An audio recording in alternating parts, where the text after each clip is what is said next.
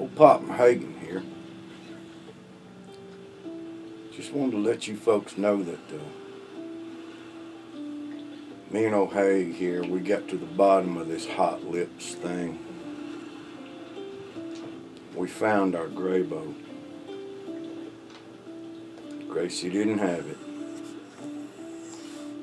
It was between the cushions of the couch. Good thing it was out. It'd have been some hot hips instead of hot lips if it wasn't out.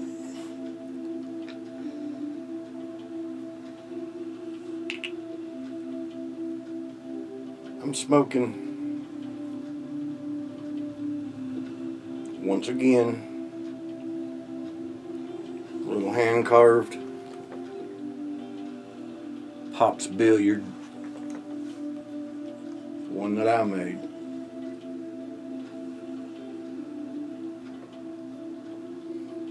And a special shout out to my friend, the bearded Welshman. I'm smoking Paladin Black Cherry. It's an old drugstore blend that goes way back. My dad used to smoke it, and I have many fond memories of it. A lot of good smells. We got a lot of good smokes. It's he did a review on Old Shenandoah Bootleg. But anyway, I wanted to tell y'all, let me give another couple of shout outs here. The Artful Codger, I wanted to thank him for a shout out that he gave me, and for being so kind. And for Mel Harris, the Garbage Man Piper. And a very special shout out to 2 a.m. Pipe on the Patio.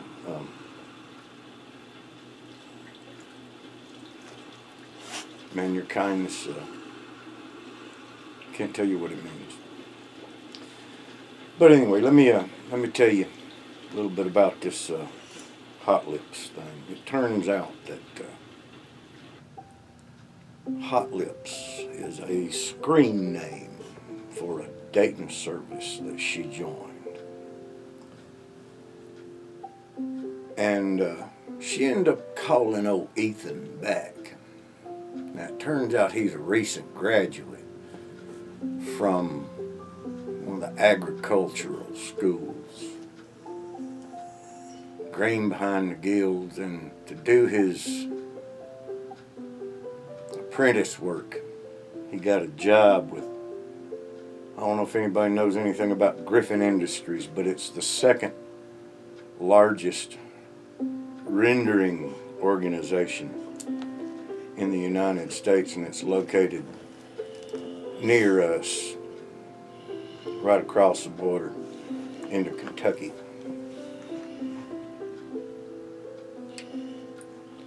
You know anything about rendering?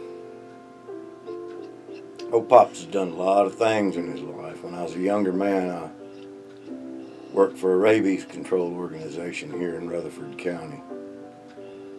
And it was Griffin Industries that used to come and pick up large animals off the side of the road when a farmer would have a large animal such as a horse or a cow to pass away.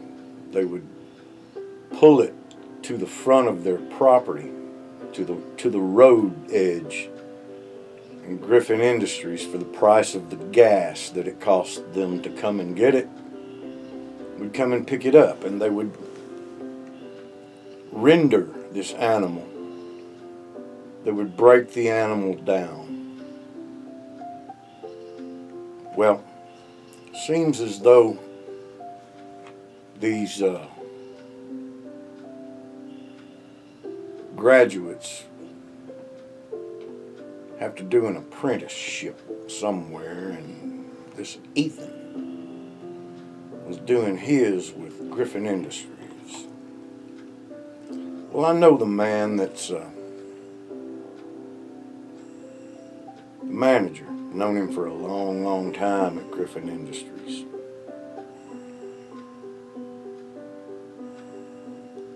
And Ethan was doing his at Griffin Industries. And farmers nowadays can take old animals to Griffin Industries,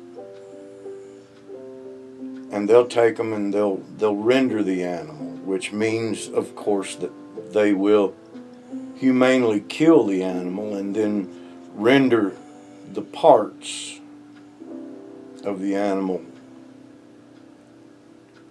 break the animal down and use the parts, and send the parts to one department or another and make sure that the animal gets used properly and not wasted, not just laid to rot. They use it to make things like cooking oil.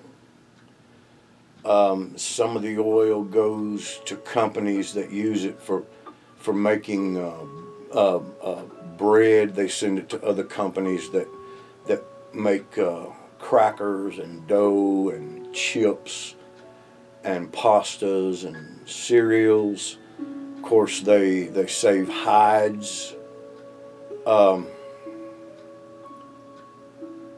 Some of the meats from some of these animals goes to butcher shops.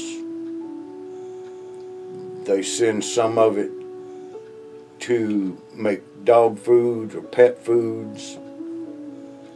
Some of it goes to make chemicals, like, of course, glue, the old standby, inks, cleaners, lubricants. Some of it just goes into making asphalt.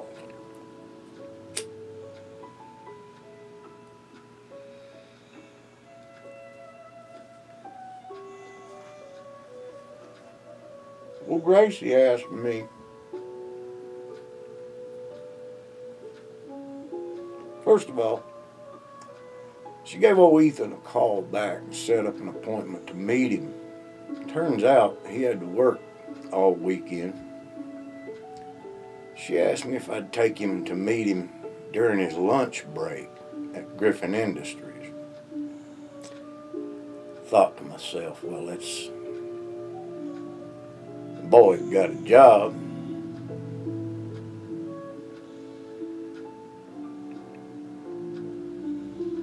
The boy's a college graduate.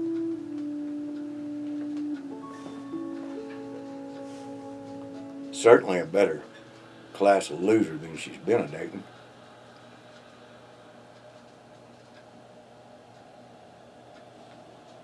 So I'm thinking, I don't mind taking her.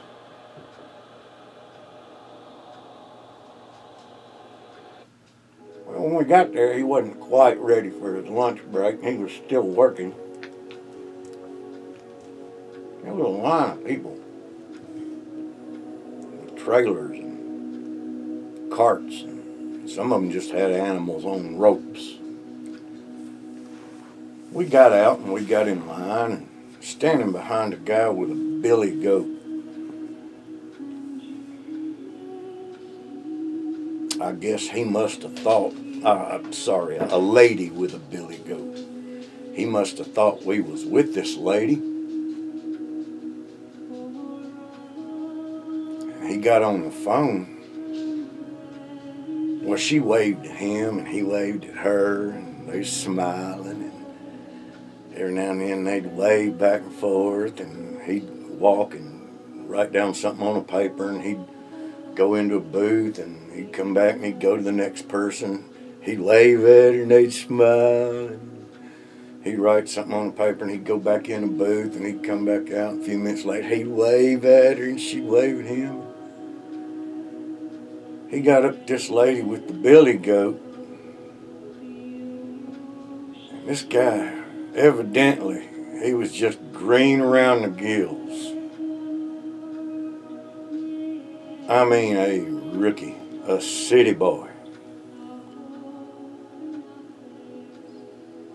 And he didn't know what box to check. He said, hang on a minute. Let me call my supervisor. So he got on the phone, had a conversation there, and he was asking all kinds of questions. And he said, well, I don't know. I don't know. I don't know. And then I heard all kinds of yelling coming from the phone.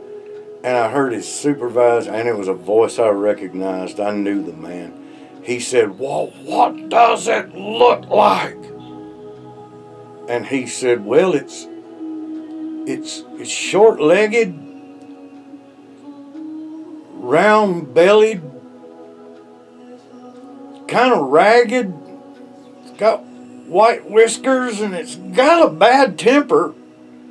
And he said, for heaven's sake, Ethan, don't shoot that animal. That's her daddy.